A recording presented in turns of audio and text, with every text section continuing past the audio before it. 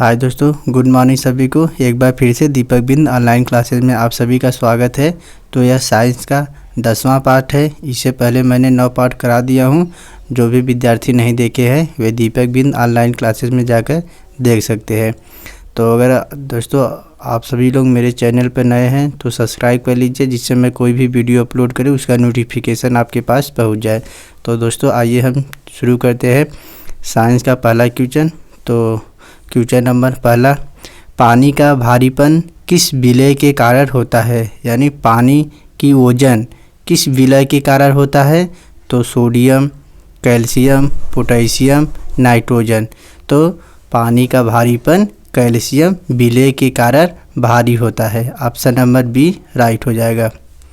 अगला question number दूसरा, निम्न में से किससे टेप रिकॉर्डर की टेप लेपित रहती है? तो बताना है। ऑप्शन नंबर नीला तोथा, फेरोमैग्नेट चूड़, जिंक ऑक्साइड, पारा। तो आपका जो टेप रिकॉर्डर होता है वह टेप लेपित रहती है, यानी फेरोमैग्नेटिक एक चूड़ होती है, यानी चुंबक जो फेरोमैग्नेटिक चूड़ होती है उसी से हम टेप रिकॉर्डर की टेप लेपित रहती है, यानी ऑप्शन नंबर बी इसका राइट हो जाएगा। अगला क्वेश्चन नंबर 3, सोडियम धातु को डुबाकर रखा जाता है। यानी सोडियम धातु को किस पदार्थ में डुबोकर रखा जाता है? जल में, एल्कोहल में, पेट्रोल में, किरोसिन में। तो किरोसिन में सोडियम धातु को डुबोकर रखते हैं। ऑप्शन नंबर डी राइट हो जाएगा। अगला क्वेश्चन, यूरिया का रासायनिक नाम है। तो बताना है आप सभी को यूरिया का रासायनिक नाम क्या है? तो यूरिया का रासायनिक नाम आपका कार्बामाइड हो जाएगा। ऑप्शन नंबर सी राइट हो जाएगा। और यूरिया का रासायनिक सूत्र क्या होता है?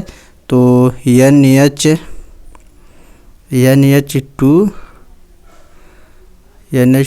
और CO, यह आपका यूरिया का सूत्र होता है। कभी कभी दोस्तों ऐसा भी रहता है CH4N2O, यह आपका यूरिया का रासायनिक सूत्र है।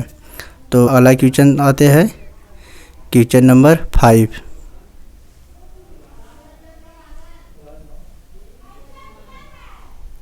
तो क्वेश्चन नंबर 5 में बताना है वह तत्व जो ऑक्सीजन से क्रिया नहीं करता है। तो option number chlorine, iodine, helium, nitrogen. तो वह तत्व जो ऑक्सीजन से प्रतिक्रिया नहीं करती है वह कौन सा तत्व कहलाता है? तो वह आपका आयोडीन तत्व जो ऑक्सीजन से प्रतिक्रिया नहीं करती। तो ऑप्शन नंबर बी राइट हो जाएगा। अगला क्वेश्चन, निम्न में कौन सबसे हल्की गैस है? तो सबसे हल्की गैस बताना है। तो सबसे हल्की गैस आपका हाइड्रोजन होता है। ऑप्शन नंबर बी राइट हो जाएगा, क्योंकि इसका परमाणु क्रमांक और परमाणु भार 1 होता है। तो यह सबसे हल्की गैस है। अगला क्वेश्चन नंबर 7, मरकरी को किस धातु के पात्र में रखा जाता है?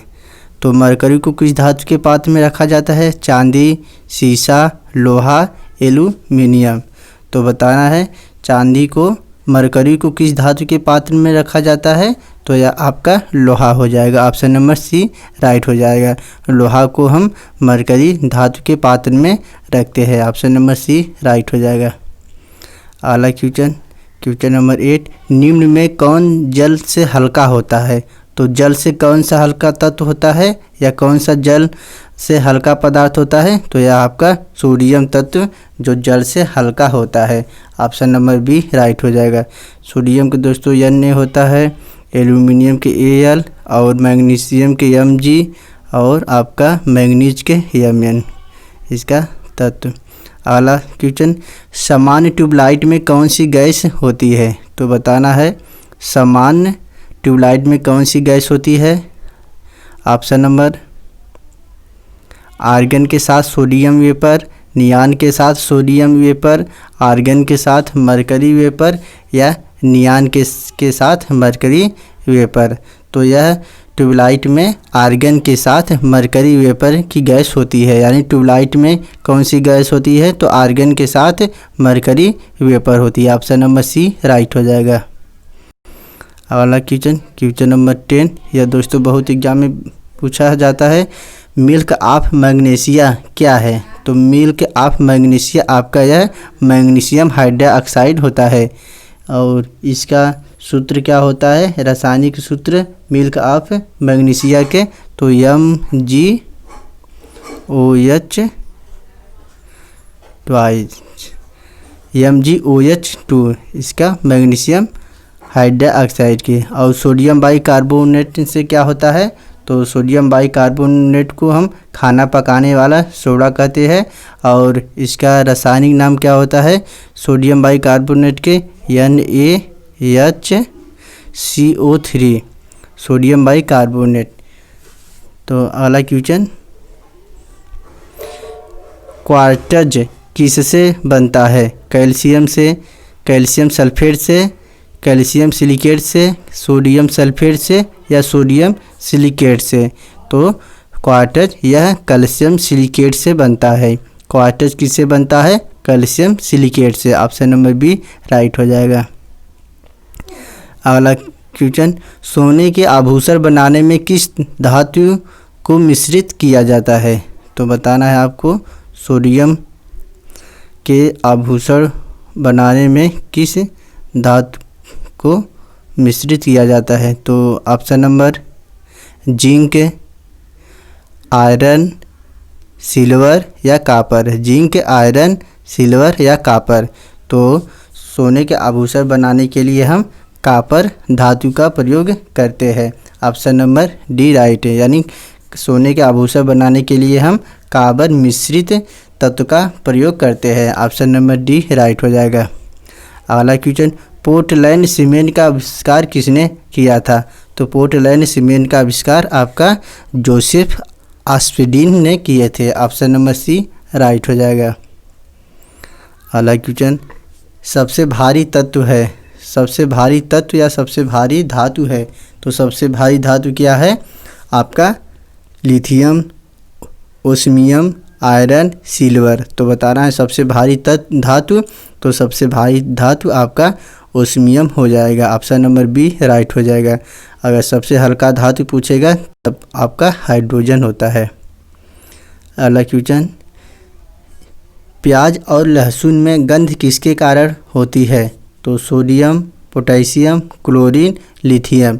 तो प्याज एवं लहसुन में पोटेशियम होता है, इसके कारण प्याज और लहसुन में गंध होता है। किसके कारण? पोटेशियम के कारण प्याज और लहसुन में गंध होता है। ऑप्शन नंबर बी राइट हो जाएगा।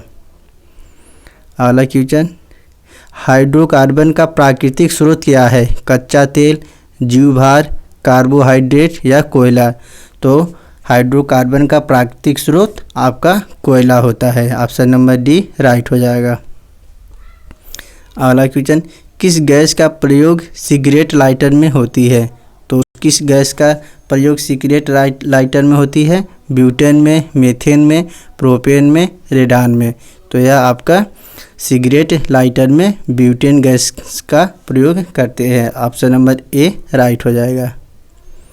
अगला क्वेश्चन, सिरका का यानी सिरका किसका जलीय विलयन है? तो बताना है सिरका किसका जलीय विलयन है? नींबू के रस का, ऑक्सीजन के अम्ल का, हाइड्रोक्लोरिक अम्ल का, एसिटिक अम्ल का। तो सिरका किसका जलीय विलयन है? तो ये आपका ऑप्शन नंबर डी राइट हो जाएगा, एसिटिक अम्ल का। और सिरका का सूत्र कभी कभी एग्जाम में पूछ देगा, तो यह सिरका का सूत्र आपका CH3 COOH, यह आपका सिरका का रासायनिक सूत्र है। तो आप लोग अच्छे से याद कर लीजिएगा। अगला क्वेश्चन आते हैं क्वेश्चन नंबर 19, पनीर निम्न में किसका उदाहरण है? तो बताना है पनीर किसका उदाहरण है? जेल का, इमल्सन का, सोल का, फोम का। तो पनीर जेल का उदाहरण है। ऑप्शन नंबर ए राइट हो जाएगा। अगला क्वेश्चन, अब दोस्तों इसमें पूछ रहा है सिरका का रासायनिक नाम क्या होगा? तो ब्यूटानोइक, एथानोइक एसिड, मेथानोइक एसिड या प्रोपेनोइक एसिड। तो दोस्तों यह सब आपका IUPAC नाम है। सिरका का रासायनिक सूत्र भी बताए, CH3COOH, यह आपका सिरका का सूत्र है। और यहाँ पर सिरका का रासायनिक नाम है, लेकिन यहाँ पर नहीं है, तो IUPAC में पूछा है, तो IUPAC में इसका सूत्र क्या हो जाएगा आपका CH3COOH।